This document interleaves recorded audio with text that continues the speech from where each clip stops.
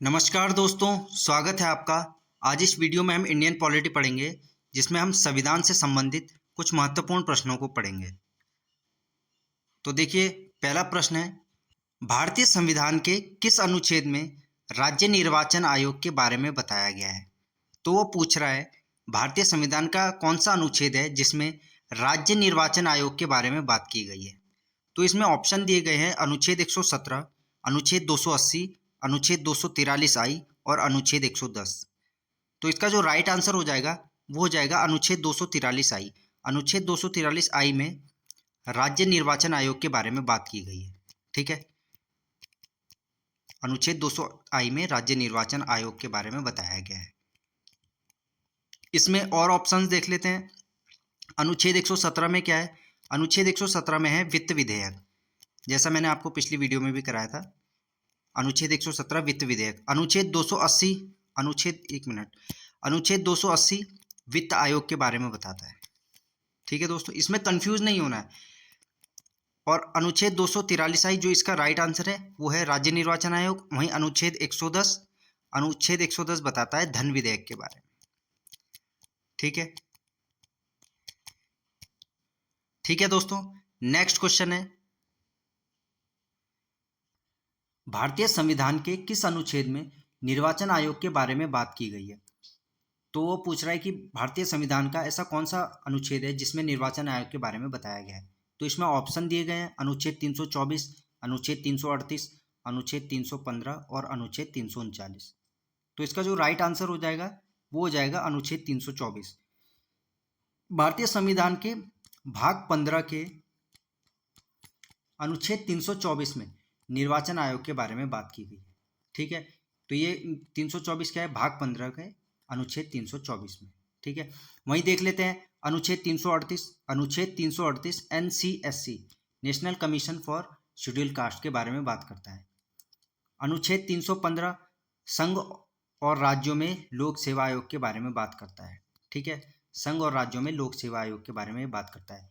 अनुच्छेद 339 अनुसूचित क्षेत्रों में, अनुसूचित जो क्षेत्र है उनके प्रशासन पर संघ का अधिकार और अनुसूचित जनजातियों के कल्याण के बारे में बात करता है।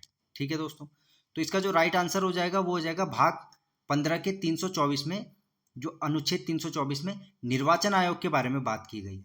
ठीक है, और ऊपर जो दोस्तों हमने पढ़ा था, ऊपर जो हमने ये पढ़ा था ये था राज्य निर्वाचन आयोग, जिसके बारे में अनुच्छेद 243 आई में बताया गया है। ठीक है, तो इसमें कंफ्यूज नहीं होना, ये राज्य निर्वाचन आयोग के बारे में बात की गई है और ये निर्वाचन आयोग के बारे में बात की गई है। ठीक है, तो इसको ध्यान रखना है। नेक्स्ट है, भारतीय संविधान के किस अनुच्छेद में दो या अधिक राज्यों के लिए एक ही उच्च न्यायालय की स्थापना की बात की गई है? तो दो या अधिक राज्यों के लिए एक ही उच्च न्यायालय की स्थापना की बात भारतीय संविधान के कौन से अनुच्छेद में कही गई है? तो इसमें ऑप्शन दिए गए हैं अनुच्छेद 214, अनुच्छेद 219, अनुच्छेद 222 और अनुच्छेद 231। तो इसका जो राइट आंसर हो जाएगा वो हो जाएगा अनुच्छेद 231। अनुच्छेद 231 में दो या अधिक राज्यों के लिए एक ही उच्च न्यायालय की बात की गई है। दो या अधिक राज्यों के लिए एक ही उच्च न्यायालय की स्थापना की बात की गई। ठीक है, हाई कोर्ट की बात की गई है। और इसमें और ऑप्शन देख लेते हैं। अनुच्छेद 214 क्या कहता है? ये राज्यों के लिए हाई कोर्ट होगा। ठीक है, ये उससे संबंधित है, राज्यों के लिए हाई कोर्ट होगा। अनुच्छेद 219 क्या करता है? ये न्यायाधीशों की शपथ के बारे में बात करता है, हाई कोर्ट के न्यायाधीशों की शपथ के बारे में बताता है। अनुच्छेद 222 हाई कोर्ट के जो जजेस हैं, जो ये न्यायाधीश हैं, इनके ट्रांसफर के बारे में बात करता है। ठीक है दोस्तों, तो इसे ध्यान रखिए। इसका जो राइट आंसर हो जाएगा वो हो जाएगा 231, दो या अधिक राज्यों के लिए एक ही उच्च न्यायालय की स्थापना। नेक्स्ट क्वेश्चन है, भारतीय संविधान का कौन सा अनुच्छेद संघ और राज्यों के लिए लोक सेवा आयोग के बारे में उल्लेख करता है?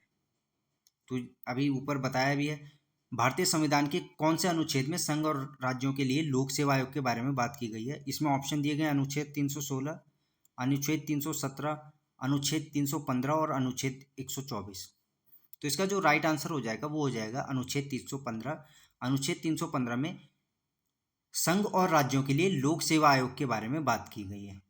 ठीक है, नेक्स्ट क्वेश्चन है, राज्य पुनर्गठन से संबंधित एस के धर आयोग का गठन कब हुआ था और उसके अध्यक्ष कौन थे? तो जो एस के धर आयोग है इसका गठन कब हुआ था? ये जो राज्य पुनर्गठन से संबंधित आयोग है इसका गठन कब हुआ था और इसके अध्यक्ष कौन थे? तो इसमें ऑप्शन दिए गए हैं जून 1948 और इसमें न्यायमूर्ति एस के धर, अक्टूबर 1953 के एम पाणिकर, दिसंबर 1953 फजल अली, जून 1947 एस के धर। तो देखिए इसका जो राइट आंसर हो जाएगा वो हो जाएगा जून 1948। एस के धर राज्य पुनर्गठन से संबंधित एस के धर आयोग का गठन हुआ था जून 1948 में और इसके जो अध्यक्ष थे वो थे न्यायमूर्ति एस के धर। ठीक है, इसमें सदस्य इस आयोग में सदस्यों की कुल संख्या थी 4, इसको भी ध्यान रखना है। ठीक है, नेक्स्ट क्वेश्चन है, राज्य पुनर्गठन आयोग के अध्यक्ष कौन थे? तो राज्य पुनर्गठन आयोग जो बना था उसके अध्यक्ष के बारे में पूछ रहा है, राज्य पुनर्गठन आयोग के अध्यक्ष कौन थे? इसमें ऑप्शन दिए गए हैं एच.एन. कुंजरू, के एम पाणिकर, फजल अली या जवाहरलाल नेहरू। तो इसका जो राइट आंसर हो जाएगा वो हो जाएगा फजल अली।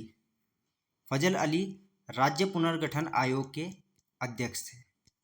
और इसमें यदि वो पूछ लेगा कि बताइए राज्य पुनर्गठन आयोग में कुल सदस्य कितने थे, तो राज्य पुनर्गठन आयोग में कुल 3 सदस्य थे जिसमें फजल अली साहब अध्यक्ष थे और 2 और इनके सदस्य थे, वो थे के एम पाणिकर और एच.एन. कुंजरू। ये दोनों सदस्य थे और ये इसके अध्यक्ष थे। ठीक है, नेक्स्ट क्वेश्चन है, भाषाई आधार पर गठित होने वाला भारत का पहला राज्य कौन सा था? तो भाषाई आधार पर गठित होने वाला पहला राज्य पूछ रहा है वो कि भारत का पहला राज्य कौन सा था जो भाषाई आधार पर गठित हुआ है। इसमें ऑप्शन दिए गए हैं तमिलनाडु, कर्नाटका, आंध्र प्रदेश और महाराष्ट्र। ठीक है, तो इसका जो राइट आंसर हो जाएगा वो हो जाएगा आंध्र प्रदेश। ठीक है, आंध्र प्रदेश का गठन भाषाई आधार पर हुआ था 1 अक्टूबर 1953 में। ठीक है, पोटुश्री रामुलु जी ने जो वहाँ पे अनशन किया था जिसमें उनकी मृत्यु भी हो गई थी, तो फिर जो है गवर्नमेंट ने 1 अक्टूबर 1953 को भाषाई आधार पर आंध्र प्रदेश का गठन किया था। ठीक है, नेक्स्ट क्वेश्चन है, कैबिनेट मिशन योजना 1946 में जो आया था कैबिनेट मिशन योजना उसके अध्यक्ष कौन थे? तो इसमें ऑप्शन दिया गया है Rutherford Cripps, Pethick Lawrence, Vallabh Bhai Patel या सर क्लीमेंट एटली। तो पूछ रहा है जो कैबिनेट मिशन योजना जो 1946 थी इसके अध्यक्ष कौन थे? तो इसका जो राइट आंसर हो जाएगा वो हो जाएगा Pethick Lawrence. Pethick Lawrence cabinet mission योजना जो 1946 में आया था इसके अध्यक्ष थे पैथिक लॉरेंस। ठीक है, और 2 इसके सदस्य थे रदरफोर्ड क्लिप्स और ए.बी. अलेक्जेंडर। ठीक है, तो इसके 2 सदस्य थे, अध्यक्ष पैथिक लॉरेंस थे और 2 अन्य सदस्य, एक उनमें से रदरफोर्ड क्लिप्स थे और एक ए.बी. अलेक्जेंडर थे। ठीक है, इस चीज को भी याद रखना है। नेक्स्ट क्वेश्चन है, जवाहरलाल नेहरू द्वारा संविधान सभा में उद्देश्य प्रस्ताव का पेश कब किया गया था? जवाहरलाल नेहरू द्वारा संविधान सभा में उद्देश्य प्रस्ताव कब पेश किया गया था? ठीक है, यहाँ पे कब पेश किया गया था? तो जवाहरलाल नेहरू ने जो उद्देश्य प्रस्ताव संविधान सभा में पेश किया था वो कब किया था? 22 जनवरी 1947, 13 दिसंबर 1947, 11 दिसंबर 1947 या 13 दिसंबर 1946। तो इसका जो राइट आंसर हो जाएगा वो हो जाएगा 13 दिसंबर 1946। 13 दिसंबर 1946 को जवाहरलाल नेहरू ने उद्देश्य प्रस्ताव पेश किया था। ठीक है, उद्देश्य प्रस्ताव पेश किया था जवाहरलाल नेहरू ने 13 दिसंबर 1946 में और इसे संविधान सभा द्वारा स्वीकार कब किया गया था? तो इसे स्वीकार किया गया था 22 जनवरी 1947 को। ठीक है, तो ये आपको ये दोनों ही डेट याद रखनी है, एग्जाम में डायरेक्ट यहाँ से क्वेश्चन बन जाता है दोस्तों कि बताइए जो उद्देश्य प्रस्ताव है वो कब पेश किया गया था? तो पेश किया गया था जवाहरलाल नेहरू द्वारा 13 दिसंबर 1946 को और इसे संविधान सभा द्वारा स्वीकार कब किया गया था? तो 22 जनवरी 1947 को इसे स्वीकार कर लिया गया था। ठीक है, नेक्स्ट क्वेश्चन है, राज्यसभा का सभापति अपना त्यागपत्र किसे सौंपता है? तो अब पूछ रहा है कि जो राज्यसभा का सभापति होता है वो अपना त्यागपत्र किसे सौंपता है। इसमें ऑप्शन दिए गए हैं उपसभापति, प्रधानमंत्री, गृह मंत्री और राष्ट्रपति। तो इसका जो राइट आंसर हो जाएगा वो हो जाएगा राष्ट्रपति।